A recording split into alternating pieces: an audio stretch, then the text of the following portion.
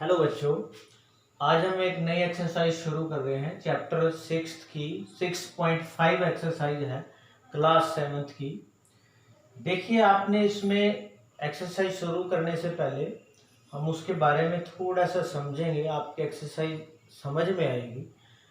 इस एक्सरसाइज में हम समकोण त्रिभुज के बारे में पढ़ेंगे कि उसके क्या गुण होते हैं। वैसे आप सबको पता है कि समकोण त्रिभुज जो है कि जिसका एक कोण समकोण हो, समकोण बोलते हैं 90 डिग्री की हो, एक कोण 90 डिग्री का हो, कैसा भी हो सकता है। ये भी समकोण त्रिभुज है, ये थोड़ा उल्टी है, घूमी हुई, इसका कोण 90 डिग्री का है, सीधा बिल्कुल ऐसे, बिल्कुल सीधा, तो वो समकोण त्रिभुज होगी। और समकोण त्रिभुज में 90 डिग्री के सामने वाली भुजा, तो जो ये तिरछी होती है, ऐसे थोड़ी तिरछी, ये कर्ण बोलते हैं इसको।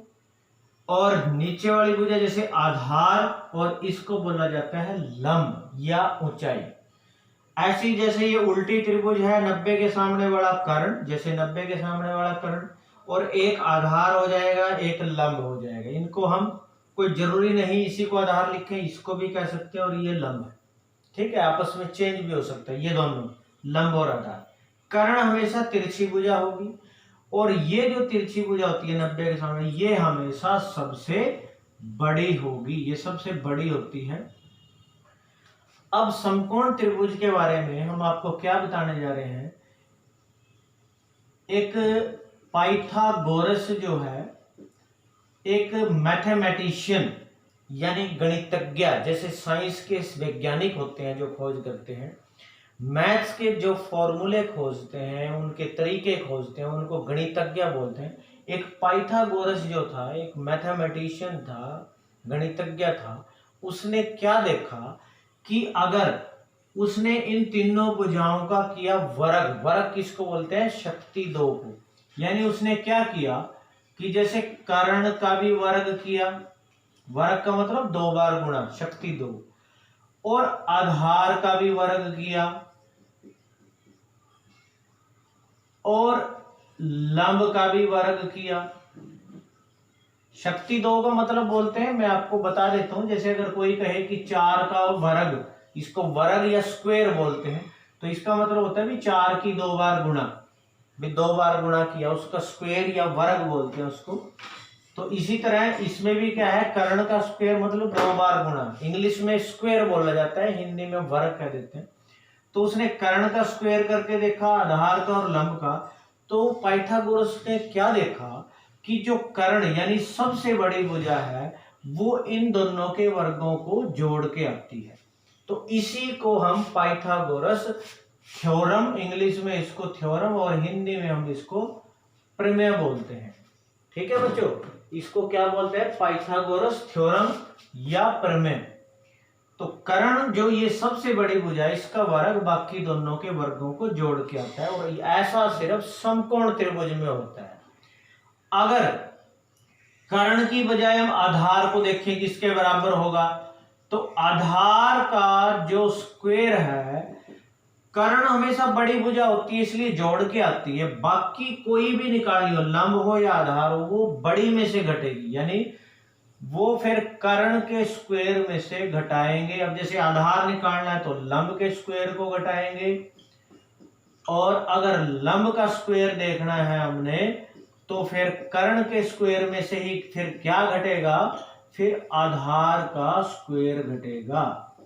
यही आपकी पाइथागोरस प्रमेय है, और इस एक्सरसाइज में आपकी यही इस्तेमाल होना है। आपने नोटबुक पे पहले इस चीज को नोट करना है, उसके बाद हम एक्सरसाइज शुरू करेंगे।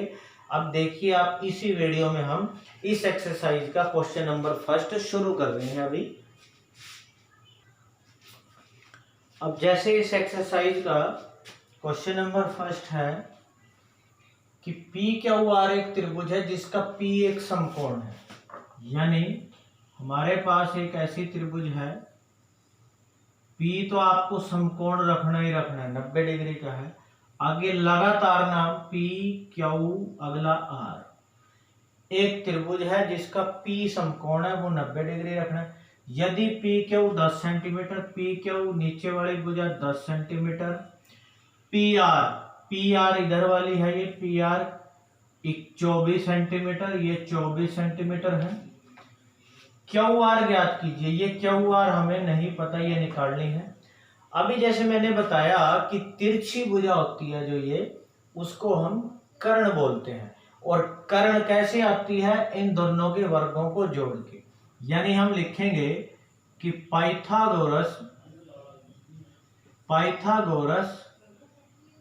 प्रमेय से, पाइथागोरस प्रमेय से हम क्या लिखेंगे कि जो क्यू आर का स्क्वायर है, क्यू आर जो कर्ण है, यानी कर्ण का स्क्वायर जो है वो कैसे आता है? आधार का स्क्वायर और साथ में उसमें लंब के स्क्वायर को जोड़ के आता है। तो आधा कर्ण का स्क्वायर, कर्ण यानी क्यू आर का स्क्वायर, आधार कितना है? 10 है, तो 10 का स्क्वायर, प्लस लंब कितना है? 24 है, तो 24 का स्क्वायर। तो क्यू आर का स्क्वायर इक्वल टू 10 का स्क्वायर, 10 गुणा 10, 24 का स्क्वायर का मतलब होता है 24 गुणा 24, स्क्वायर का मतलब होता है 2 बार गुणा। तो क्यू आर का स्क्वायर को लिख सकते हैं हम क्यू आर गुणा क्यू आर। 10 का स्क्वायर आता है 100 और 24 को 24 से गुणा करोगे आप तो 576 आएगा। इन दोनों को जोड़ेंगे तो ये 676 आएगा। तो क्यू आर गुणा क्यू आर 676 आया। 676 जो है वो किन को आपस में गुणा करके आता है? जैसे ये इनकी गुणा करके 676 आएगा, और 676 जो है वो किन की 2 की गुणा करके आता है? वो 26 को अगर 26 से गुणा करें तो 676 आता है। यानी इसका मतलब क्यू आर जो है वो कितना आया? 26 आया। तो क्यू आर जो है वो आएगा 26 सेंटीमीटर। ये हमारा आंसर आएगा। इसी तरह सेकंड क्वेश्चन देखिए, ए बी सी एक त्रिभुज है, इसका सी समकोण है। यानी आपने जैसे एक त्रिभुज बनाई और उसका ये समकोण 90 डिग्री का सी है। अब लगातार नाम देखो, ए, फिर अगला बी और उससे अगला सी। यदि A B 25 centimetre, A B ये तो है 25 सेंटीमीटर, ए सी 7 सेंटीमीटर, ये नीचे वाली भुजा 7 सेंटीमीटर, बी सी ये वाली निकालनी है। ये क्या है? हमने इसका लंब निकालना है। तो हमने लंब को निकालना है। देखिए कैसे करेंगे इसको। आपको पता है कि पाइथागोरस थ्योरम लिखेंगे, क्या थी वो? पाइथागोरस प्रमेय से समकोण त्रिभुज में क्या कहा है? अब देखो, जो कर्ण है तिरछी भुजा ये तो जोड़ के आती है, बाकी इन दोनों में से कोई भी निकालनी है तो वर्ग में से इस सबसे बड़ी में से घटा के निकालनी है। यानी हमें बीसी निकालनी है। तो बीसी का जो स्क्वायर है वो कैसे निकलेगा? इस बड़े वाली भुजा 25 के स्क्वायर में से इसको 7 के स्क्वायर को घटा के आएगा। तो बीसी को स्क्वायर को लिख सकते हैं बीसी गुणा बीसी। 25 के स्क्वायर का मतलब होता है 25 को 2 बार गुणा, तो मैं सीधा लिख रहा हूं 625, और 7 का स्क्वायर होता है 7 7 49। तो बीसी गुणा बीसी, 625 में से 49 को जब घटाएंगे तो 576 आएगा। और 576 किन को गुणा करके आता है? तो बीसी गुणा बीसी बराबर ये आता है 24 को अगर 24 से गुणा करें 576 आए। इसका मतलब बीसी कितना आ गया? बीसी आ गया है 24 सेंटीमीटर। ये हमारा आंसर है। ठीक है बच्चों। इसी तरह हमारा थर्ड क्वेश्चन है कि दीवार के सारे एक सीढ़ी 15 मीटर लंबाई है। देखो क्या है, एक जैसे इस तरह से मान लीजिए ये सीढ़ी है, यहाँ ये सीढ़ी है तिरछे वाली, ये मान के चलो इस तरफ दीवार है। तो दीवार सीढ़ी की लंबाई है 15 मीटर, ये 15 मीटर लंबाई है इस तरफ सीढ़ी की। ठीक है, चलो मैं बाहर की तरफ लिख देता हूं, 15 मीटर लंबाई है। भूमि से 12 मीटर ऊंचाई पर एक खिड़की, मान लीजिए ऊपर नीचे भूमि से ऊंचे, ये लंबाई जो है, ये ऊंचाई जो है, ये 12 मीटर पे खिड़की है यहाँ। तो दीवार से सीढ़ी के पैर की, यानी इस दीवार से इस सीढ़ी के पैर की ये नीचे वाला आधार निकालना है। ठीक है, इसका नाम अगर मैं लिख देता हूं, मान लो ये ए दे रखा है आपके पास, ए निकालना है। तो कैसे लिखेंगे हम? उसी तरह पाइथागोरस पाइथागोरस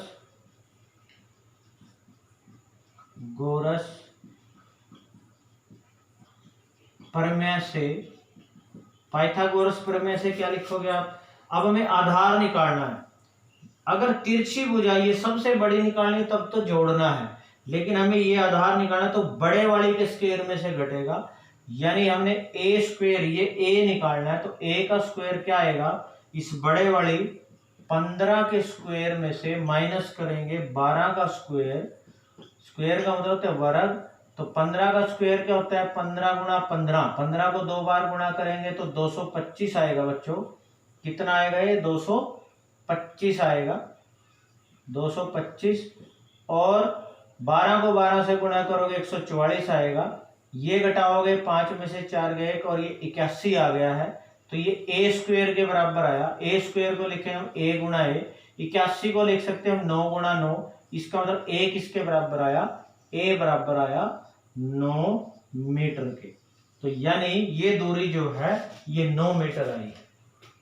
उसके बाद फोर्थ क्वेश्चन है, ये 3 पार्ट हैं, इसमें बताना है निम्नलिखित में भुजाओं के कोण से समूह समकोण त्रिभुज। भी कौन सा समकोण त्रिभुज है? तो जिसमें सबसे बड़ी भुजा, यानी सबसे बड़ी भुजा क्या होती है? ये कर्ण, कर्ण का स्क्वायर बाकी को दोनों को जोड़ के आ जाता है, तो वो समकोण त्रिभुज है। जैसे इन तीनों में सबसे बड़ी भुजा है ये 6.5, ये कर्ण है। इन तीनों में सबसे बड़ी भुजा है 5, ये कर्ण है। इन तीनों में सबसे बड़ी भुजा 2.5, ये कर्ण है। तो ये जो बड़ी भुजा है यानी 6.5 का जो स्क्वायर है ये किसके? इन दोनों को जोड़ के, यानी हमारे पास ये है 2.5 का स्क्वायर और प्लस में फिर 6 का स्क्वायर। 6.5 का स्क्वायर का मतलब होता है 6.5 को 2 बार गुणा करना है, तो हम गुणा करके देखते हैं। देखो 6.5 को 6.5 से 5 5 25 हासिल 2, 5 के 30 और 2 32, फिर उसके बाद 6 5 30 और 6 36 और 3 39, इसको जोड़ेंगे 5 2 और 3 12 4। पॉइंट के बाद ये एक अंक यहाँ, एक ये 2 अंकों के बाद यहाँ लगेगा, तो ये आ जाएगा 42.25 बराबर। उसके बाद हमारे पास यहाँ क्या आएगा? 25 का स्क्वायर होता है 625, तो परंतु 6.25 2 अंकों के बाद क्यों लगेगा? क्योंकि 2.5 को 2.5 यानी 2 एक अंक ये 2 अंकों के बाद लगना था, तो 625 यानी 2 अंकों के बाद। और छिक होते हैं 36। अब देखो 36 में 6 जोड़ेंगे तो कितना आएगा? 42 आएगा। आपको पॉइंट के नीचे पॉइंट जोड़ने आना चाहिए। देखो 6.25 में 36 जोड़ना है, तो पॉइंट 36 को इसके नीचे लिखना है। ये पॉइंट कुछ नहीं है 36 में, तो 0 मानना आगे। तो ये 25 और 6 6 12, 3 और 1 4, तो कितना आ गया? ये इस तरफ जोड़ के 42.25। इधर भी कितना है? 42.25 है, तो दोनों तरफ बराबर आ गया। तो ये क्या बनाता है? समकोण त्रिभुज बनाता है। तो इसका आंसर आ जाएगा हाँ, पहला बनाता है। अब इसी तरह हमने दूसरा चेक करना है, तो दूसरे में भी तरीका वही है बच्चों कि सबसे तीनों भुजाओं का हमने स्क्वायर करना है और फिर देखना है कि सबसे बड़ी भुजा उसके बराबर है कि देखो इसका स्क्वायर करेंगे। सबसे बड़ी भुजा 5 है, तो 5 का जो स्क्वायर है इन दोनों के 2 का स्क्वायर प्लस 2 के स्क्वायर, बाकियों के जोड़ के बराबर आना चाहिए। 5 का स्क्वायर होता है 5 5 25, 2 दूनी 4, 2 दूनी 4, 25 बराबर 4 और 4 8, क्या 25 8 के बराबर होता है? नहीं, तो ये नहीं आया, हमने कर दिया, तो ये समकोण त्रिभुज नहीं है। ऐसे ही देखो ये सबसे बड़ी भुजा है, तो सबसे बड़ी भुजा कर्ण का जो स्क्वायर है 1.5 का स्क्वायर और प्लस 2 के स्क्वायर के बराबर 2.5 यानी 25 मान के चलो। 25 को 25 से गुणा करेंगे तो 6.25 यानी 625 आएगा। 15 को 15 से करेंगे 2.25 आएगा और प्लस 2 दूनी 4। देखिए 4 और 2 कितना होता है? 6, तो 6.25 इधर आ गया, 6.25 इधर, ये बराबर आ गया है, तो इसका भी आएगा हाँ। यानी आपके पास कि इन तीनों पार्ट में तीसरा और पहला ऐसा आया है जिनमें समकोण त्रिभुज बनेगी, दूसरे में नहीं बनेगी। इस पूरी एक्सरसाइज में तरीका वही है, अगर ये तिरछी भुजा कर्ण निकालना है तो बाकी दोनों को स्क्वायर को जोड़ के आएगा, और बाकी कोई सी भी दोनों निकालनी है तो बड़े वाले के स्क्वायर में से घटा के आएगा। आपने ये 4 क्वेश्चन इसके समझ के नोटबुक में नोट कर लेने।